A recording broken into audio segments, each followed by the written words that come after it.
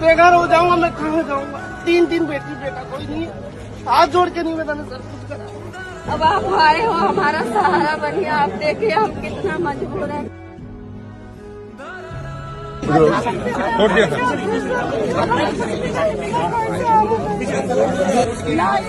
लड़का 10 paper UP के पढ़ने का चलाने आते भगा देते। मेरे 1 साल के 2 बच्चे हैं, 3 बेटी है, आदमी भी नहीं है, स्टील लाइन में काम करती है। पुलिस वाले डेली आते भैया परी फाड़ के देख देते। दोस्तों, अगर आपके घर में एक दिन जो खाना बनाती हो या जो बर्तन धोती हो, अगर वो मेड आपके घर में एक दिन नहीं आती है तो आपके घर में जितने भी जूठे बर्तन होते हैं, जितना भी कूड़ा कचरा होता है, वो सारा उस मेड की आस में बैठा रहता है। और यहाँ तक कि आपके घर में जो महिलाएं होती हैं वो अक्सर ये कहती हैं कि आखिर में मेड आएगी तो आएगी कब। आपकी जो घर की औरतें होती हैं, घर की जो महिलाएं होती हैं, वो मेड को फोन करती हैं। मेड अगर फोन नहीं उठाती तो गुस्सा होती हैं। पर इन दिनों, कुछ दिनों से जिस तरीके के हालात गुड़गांव में बने हुए हैं, मैं आपको बता दूं कि गुड़गांव भारत की जो राजधानी है नई दिल्ली, वहां से कुछ किलोमीटर की दूरी पर है, सटा है। जैसे कि देश की राजधानी ये है तो गुड़गांव ये है। अब गुड़गांव किसी परिचय का मोहताज भी नहीं है। गुड़गांव में दुनिया भर की एमएनसी है, गुड़गांव में छोटी बड़ी हर तरीके की कंपनी है, गुड़गांव में हर तरीके के काम होते हैं, चाहे वो एमएनसी में बड़े बड़े अधिकारी काम हो, चाहे वो छोटे छोटे मजदूरों के काम, चाहे मजदूरों की जरूरत हो, खाना बनाने वालों की जरूरत हो, कूड़ा साफ करने वालों की जरूरत हो, आपके घर में झाड़ू पोछा करने की जरूरत हो, हर तरीके के काम, हर तरीके से ये शहर परिपक्व है। और इस शहर में दुनिया भर से, देश भर से आदमी आता है, काम करता है और चंद पैसे कमा के अपने परिवार का छोटा मोटा गुजारा चलाता है। बीते कुछ दिनों से गुड़गांव में कूड़ा जैसे का तैसा पड़ा हुआ है, घर में झाड़ू पोछे नहीं हो रहे हैं, शहर गंदा पड़ा हुआ है। उसकी वजह सरकार इनडायरेक्टली है।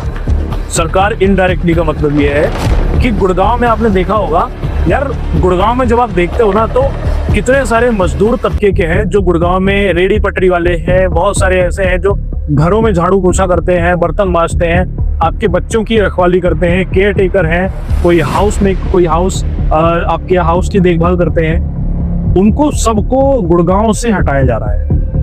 उनको सबको गुड़गांव में रहने की जो इजाजत है, जो इजाजत गवर्नमेंट, जो हमारी सरकार देती है, वो सारी इजाजत उनसे छीनी जा रही है। सरकार का मानना यह है कि ये सारे के सारे रोहिंग्या बांग्लादेशी हैं और जो रह रहे हैं उन झुग्गी बस्तियों में, उनका कहना यह है कि हमारे पास सारे प्रूफ हैं, जितने भी प्रूफ सरकार हमसे चाहती है वो सारे प्रूफ हमारे पास हैं। वो सारे डॉक्यूमेंट दिखाने को तैयार है कि हमारे पास हमारे सारे डॉक्यूमेंट हैं, हमारे पास हमारे सारे जितने भी paper, birth certificate, Aadhaar card, PAN card, voter ID card, सब कुछ है।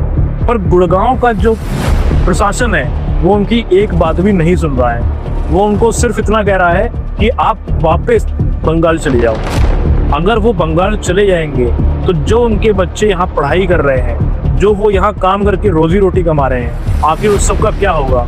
और हमारे आपके घर में जो मेड आती हैं उनमें से कुछ बंगाली भी होंगी, तो उनका क्या होगा। जो उन झुग्गी झोपड़ियों में रह रहे हैं उनका ये कहना है कि बीते कुछ दिनों से पुलिस वाले आते हैं, हमारे जो साथ में हमारे भाई बहन रह रहे हैं उनको उठाते हैं, उनसे ये कहते हैं कि हम तुम्हें आधार कार्ड वेरिफिकेशन के लिए लेके जा रहे हैं। पर वहाँ जाते हैं तो 4-4, 5-5 दिन गुड़गांव की जेल में, गुड़गांव के कारागार में उनको बंद कर देते हैं। उसके बाद उनको मारते पीटते हैं और उनको छोड़ देते हैं। कुछ का कहना यह है कि सिर्फ इसी वजह से, ये डर देखते हुए उनको पकड़ा नहीं गया है। कुछ ऐसे भी हैं जिनको पकड़ा नहीं गया है, पर वो ये कह रहे हैं कि सिर्फ इस डर की वजह से हम गुड़गांव छोड़ने को मजबूर हैं। अब जो उनके बच्चे यहाँ पढ़ाई कर रहे थे उनकी पढ़ाई खराब है, जो वो यहाँ काम कर रहे थे वो काम खराब है। इसका जवाब प्रशासन ये दे कि अगर वो डॉक्यूमेंट दिखा रहे हैं, अगर वो अपने सारे कागजात दिखा रहे हैं, तो आप उनको इस तरीके से मार पीट के कैसे हटा सकते हैं। आपके पास किस तरीके की ज्यूरिसडिक्शन है या फिर किसका आदेश ऊपर से आया है इनको हटाने का। दोस्तों, गुड़गांव 2 पार्ट में बटा हुआ है, गुड़गांव 2 भागों में बटा हुआ है। एक है पुराना गुड़गांव और दूसरा है नया गुड़गांव। जो पुराना गुड़गांव है वहाँ अधिकतर बंगाली लोग रहते हैं। अब सरकार जिनको बांग्लादेशी कह रही है वो वहाँ पे रहते हैं। क्यों? क्योंकि जितने भी जॉब करने, काम करने जो बाहर से, चाहे वो कोई आपके घर का कोई हो सकता है कि आप ही मैनेजर हो कहीं पे, या फिर आप ही कहीं काम करते हो, किसी बड़ी कंपनी में काम करते हो, तो आपके घर में जितने भी वो काम करने आते हैं, झाड़ू पोछा करने, बर्तन धोने, वो सारे के सारे वही लोग हैं। गुड़गांव में वो सारे वही हैं। अब सरकार का ये मानना है कि वो है रोहिंग्या बांग्लादेशी, उनको सरकार वहां से हटा रही है और जितनी झुग्गियां हैं उन सबको सरकार तोड़ के वो जमीन किसी को देगी, चाहे वो सरकारी जमीन में रहेगी या फिर वो किसी उद्योगपति को देगी जहां पर वो अपनी इमारतें बनाएंगे। ये बात मैं नहीं कह रहा, ये बात वही गरीब मजदूर जिनको यहाँ से हटाया जा रहा है वो कह रहे हैं। अब सबसे बड़ी बात ये है कि उनको जब वो ये कह रहे हैं कि उनके पास सारे डॉक्यूमेंट हैं, उनके पास सारे दस्तावेज हैं, किसी किसी के पास तो पासपोर्ट भी है, उनको तब को वहां से हटाया जा रहा है दोस्तों। और उनको हटाया क्या जा रहा है? उनसे ये कहा गया है कि अगर आप 2-3 दिन के अंदर यहाँ से नहीं गए तो आपका मकान पूरी तरीके से तोड़ देंगे, आप कहीं भी रह नहीं पाओगे।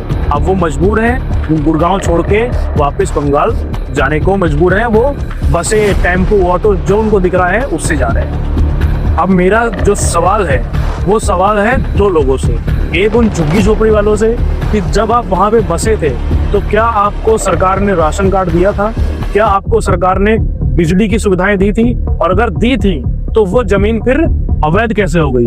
अगर सरकार आपसे बिजली का पैसा मांग रही है, सरकार आपसे अगर वहाँ पानी का पैसा मांग रही है, सरकार अगर आपको राशन दे रही है वहां पे, तो फिर वो जगह अवैध कैसे हो गई? और दूसरा क्वेश्चन है सरकार से, क्या आपने इनको यहाँ से भगाने से पहले कोई प्लानिंग करी थी कि किस तरीके से इतनी बड़ी चीज को आप शहर से बाहर करोगे? किस तरीके से जो शहर में गंदगी है उसको साफ करवाओगे? क्योंकि सारे मजदूर, सारे कामगार तो वहीं के हैं, तो शहर के गंदा पड़ा रहेगा। आपकी किस तरीके की अकाउंटेबिलिटी थी? उसका जवाब ये देश, ये भारत और खास करके गुड़गांव मांग रहा है।